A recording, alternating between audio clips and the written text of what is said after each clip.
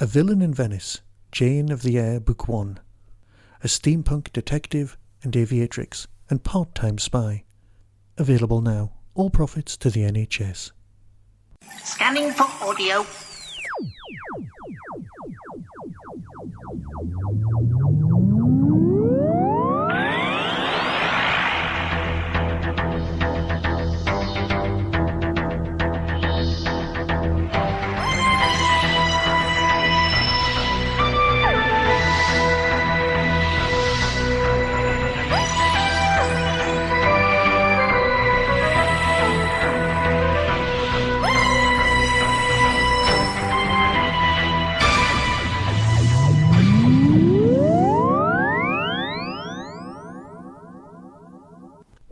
Welcome to a Tin Dog podcast.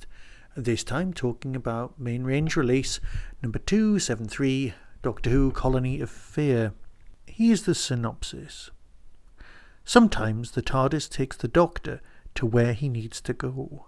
Answering a distress call from the outworld of Triketha, the Doctor and Constance Clarke discover human colonists battling against an onslaught of giant malevolent insects. The insect's sting induces a coma, and it's only a matter of time before all the colonists succumb.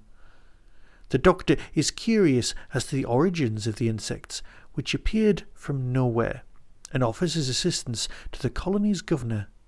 But is this the Doctor's first visit to Triketha? Or has he been here before? The Doctor must confront his past that he has no memory of and take responsible for consequences of his actions. Now, the reason that I started with the synopsis rather than instant reactions is because, well, let me explain. When you do writing courses, various nonsense gets talked about, but one of the things that kind of stuck with me was that one of the things you can do is you can get a post-it note above your screen or your big chalkboard or your big pad of paper or whatever it is, and a note, and you write down what the story is actually about. Not what happens, not the plot. That you can chart out. You can do little notes. You can little arrows pointing from here and here. You can say, oh, do this in this part and this part. No, what's the actual story about? And often it's not what's in the synopsis. It's not what's on the page. It's not what's in front of you. It's what's going on. It's the interaction. It's the motivations of the characters. It's like, for example, Blade Runner. What's Blade Runner about? Well, you can say, arguably, Blade Runner is about an exploitation, about what it means to be human. It's about self-discovery, and it's also a mystery.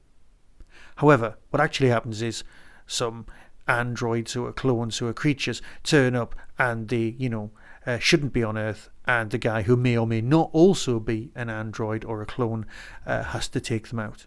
Yeah? That's what happens in the story, but what it actually is an exploration of the human condition, or what it means to be human on a certain point of view. So in many respects, the main story with the wasps and the base under siege, because let's face it, that's what this truly is, a kind of a story exemplified by the Second Doctor's time. That's what happens in this story, but what it's actually about is consequences, facing up to things that have happened or may not have happened, and also about survival. It's about dealing with things which Doctor Who doesn't really do very often, and that's very, very good.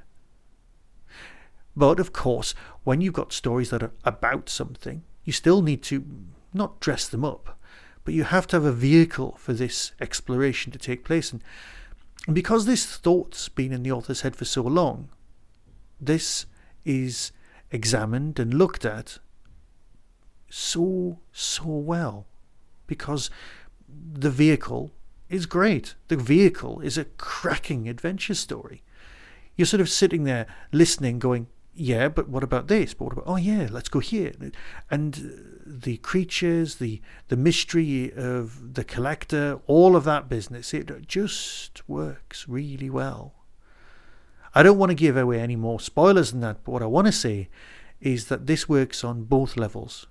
One is an explanation of what's actually happening, and also as a cracking adventure. This story does not end here, or it doesn't have to, at least. Here's the trailer, decide for yourself, and it's always nice to have Constance and Sixie together again. Always. So until next time, be seeing you. Edwin, I'd like you to meet the scouting party from the rescue ship. We weren't expecting you for a few days. So I heard. Hello, I'm Mrs. Clarke. And I'm the Doctor. From Big Finish Productions, Doctor Who, Colony of Fear. Doctor, help!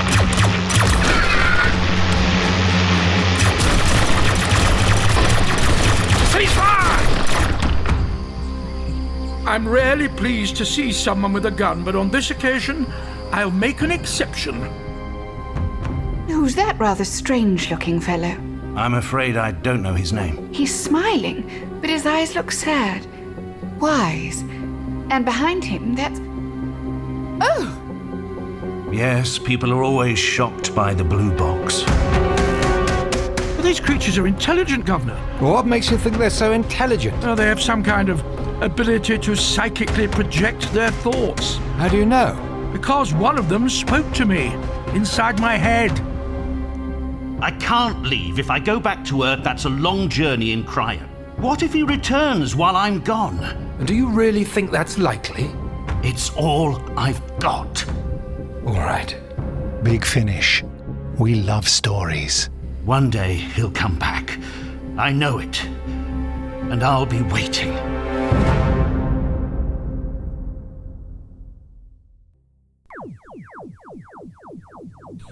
That was the Tin Dog Podcast. Available on Spotify, iTunes, Acast, Stitcher, and wherever good podcasts are found. Get early access to content by subscribing to the Tin Dog Podcast YouTube channel. You can support the show at patreon.com/tindog. Contact the show on Twitter at tindogpodcast or email tin-dog@hotmail.co.uk. All of the things discussed are the intellectual property of others. No infringement is intended. The Tin Dog Podcast is a founder member of the Doctor Who Podcast Alliance.